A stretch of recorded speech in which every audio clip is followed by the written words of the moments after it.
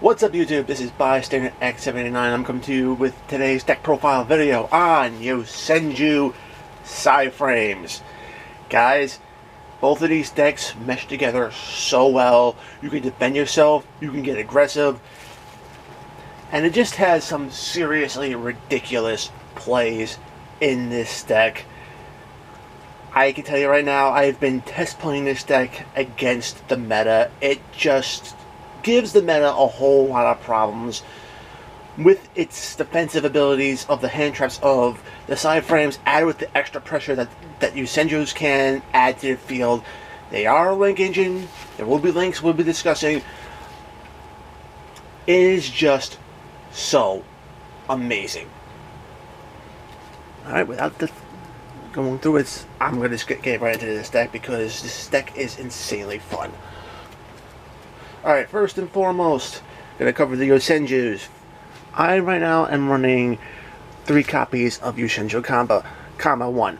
Alright, Yosenju Comma 1, like all Yosenju Commas, when there's some normal summon to the field, you can immediately normal summon another Yosenju Comma from your hand, as long as it's a different name. So, you can summon a Comma 2 or a Comma 3. Oh, the thing is that when another Yosenju monster is normal summoned, this monster's effect is activated, which allows you to target a monster on your opponent's field and bounce it back to your opponent's hand. And that little level of field control does help this deck out a lot.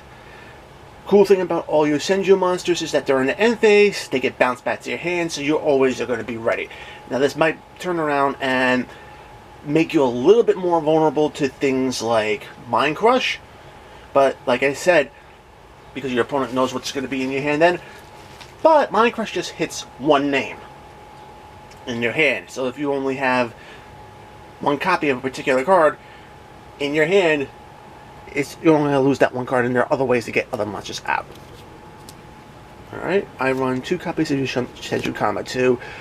Comma 2, as long as you have another Yosenju monster on the field, this card can attack your opponent's life points directly. The attack damage is halved, but that ability to bypass big fields does come in handy, especially when you have Yosenju Comma 3 on the field with Comma 2. Alright, so this guy jumps over your opponent's monsters, and as he's on the field, Comma 3 will allow you to search out another Yosenju monster right from your deck to your hand, essentially adding to your hand advantage and then the deck, and eventually getting people to get more stuff onto the field on later turns. Now for the side frames, I run 2 copies of side frame driver. I find that 2 copies in this deck is actually the optimal ratio. I know a lot of other builds run 3. I tested that out. They were actually cloggy. You were drawing into this. The 3rd copy was actually cloggy. You were drawing into this when you really shouldn't be drawing into either your PSY-Framegears or your Yosenjus. 2 is enough. And with his presence in the deck, you can actually get a lot of things going, because now we have the PSY-Framegears, PSY-Framegear Beta. Beta is just a very rude little card, because whenever your opponent declares a direct attack, and there are going to be a lot of times when that happens, because this deck likes to leave the main monster zone empty. You basically target the attacking monster, destroy the attacking monster, and then you end the battle phase, which is awesome. If you have the field spell up, when you have this and driver on the field, you can actually then synchro summon out of level 7. Most likely, you're going to be going into Black Rose Dragon during their battle phase, which basically just wipes out their board. That makes this card just a little bit more rude, and it just adds that little extra aspect to the deck.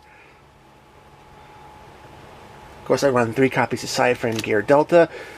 Delta is insanely useful in this deck, because what deck is not running spells this format? They activate a spell, you negate it. If the field spell up, boom, Omega, rip a card out of their hand. It's just too good of a card. And of course, you have PSY-Framegear Gamma. Gamma negates monster effects, which is very key to do in stopping a lot of decks this format. And again, it's ciphering, drive on the field, going to a mega, rip a card out of hand. So it's basically giving you a lot more control over what your opponent does. Last but not least, I'm running 3 copies of Card D. I like Card D. It eats up a normal summon, but it'll also nets you a free plus 1 during that turn. It just allows you to get deeper into your deck without having to search. And that's the primary reason why I'm running this over Alpha. Alpha can turn around. Alpha responds to summons, but it doesn't negate summons. Yeah, you could potentially synchro out a Black Rose and just blow their field by waiting for the thing. The only thing about it is that Alpha also searches, so if you don't have the field spell up, and it's just Alpha and PSY-Frame driver, your opponent can negate that search with a hand trap like Ash Blossom or even Draw and Lock, and that can cause a whole lot of issues because you're not going to be able to get to your field spell or the other cards you need to really make this deck sing. With that being said, I prefer Card D, normal summon it, set what you need to be onto the field, tribute it, get 2 more draws. It just opens up a whole lot more plays, and it's harder to block because they can't really Ash Blossom it, and they can't even Draw and Lock because Draw and Lock doesn't stop draws. Alright, that is it for the monsters. On to the spells. Spells. 3 copies of Fire from Mention Tinky. This is what gets you the essential monsters into your hands. It also power boosts them as well, so it's a great card to have in this deck. Just sitting on the field, your essential monsters drop into the field, they get an extra 100 points of damage. Multiple copies, you get multiple. The attack boost does stack, so you could potentially have up to 300 extra attack points onto the field, onto your monsters. Really not going to be seeing that much. May get 1, you definitely will have 1, probably 2 at some times, but you're not going to usually have more than 2.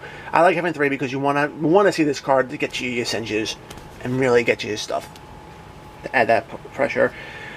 To help dig through the deck, you have 3 copies of Palm Duality. This deck really doesn't special summon a whole lot during your turn. PSY-Frames typically prefer special summon during your opponent's turn. So this allows you to basically dig into your deck 3 cards, pick the one best for your situation, add it to your hand, and then go from there. Of course, you gotta have the PSY-Frame Circuit card. This helps PSY-Frames really do what they do, and very well.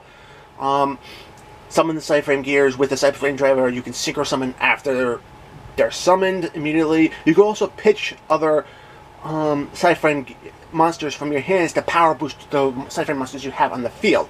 So essentially it turns your other PSY-Frame cards into battle hand traps for this deck. A lot of people forget about that this card can do that. I have Psychic Field Zone because there will be times that you might not have the field spell up. This card can get your banished PSY-Framegear and PSY-Frame driver from your banish zone back into your graveyard, so you can actually synchro summon out either an Omega or a Zeta. Alright. And then of course you have 2 copies of Terraforming.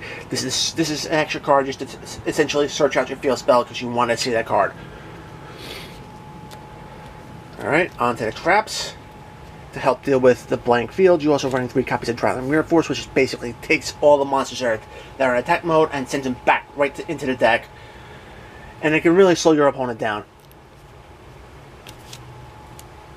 And last but not least, 2 copies of PSY-Frame Overload, because Overload is so pro in this deck. It's just the card that makes PSY-Frame decks so fearful, because pitch a PSY-Frame card you don't need from your hand, or a PSY-Frame monster you don't need from your hand, and you could basically target any card on the field and banish it face down.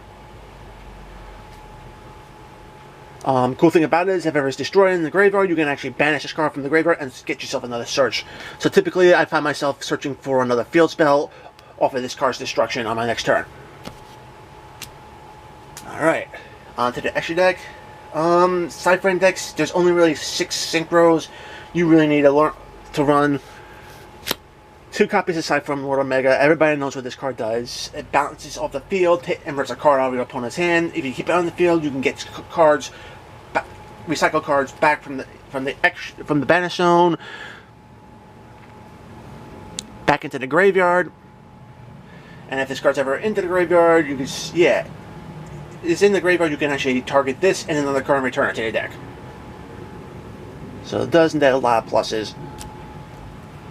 2 copies of Black Rose Dragon, because let's face it, this is great level 7. It blows the field with just beta in the hand. It's just great to do during your opponent's battle phase. It just wipes out their board, and it really puts more pressure on them that way, because now all of a sudden their board is gone and they're not. They're going to be during the battle phase, and it's just going to be very rude. All right. PSY-Framelord Zeta basically targets a special summon monster from on the field, takes it off the field, so it could really disrupt the last enough by taking off big monsters off the field like Saruja, Borload, Firewall. Cool thing about it is that, let's see, yeah, the monster has to be in attack position, so it's a great for anti-link monster right here. Alright, during the standby phase, this card is in your graveyard. Target one card, one other sci-fi monster, one sci-fi card in your graveyard.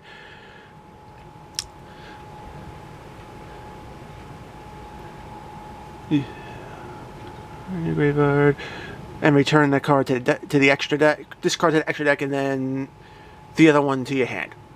So get yourself back from your graveyard to your hand. So it's helpful. All right. For links, we have Beast Warrior, so firefighting, Dharmadal, awesome card. Basically, it just powers itself up with the number of Beast Warriors out in the field, adds extra pressure. We have Underclock Taker, because having this guy in the field and bringing back something like an Omega to the zone it points to can just help power down your opponent's monsters and this allow you to get over them.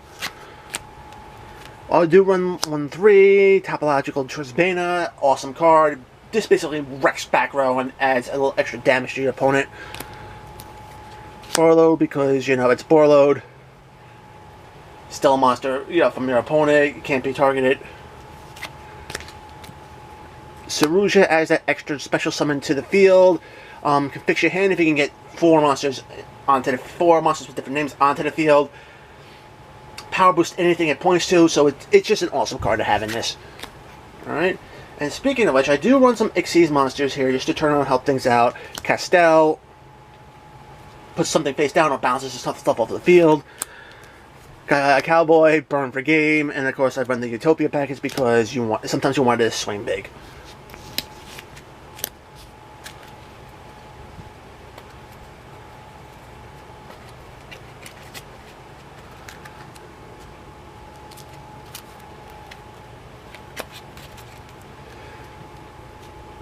So that is it for my deck profile of Yosenju PSY-Frames for the May 2018 format. Guys, if you like this video, give it a thumbs up. If you want to see more content like this on my channel, hit that subscribe button, ring the notification bell to be alerted whenever I throw up new videos. And guys, check out a lot of my other videos. They can help you learn about various different decks and how they're being built now. Being prepared for any type of deck does help a lot. So please check out those videos. And until next time, guys, I'll be seeing you. Peace out.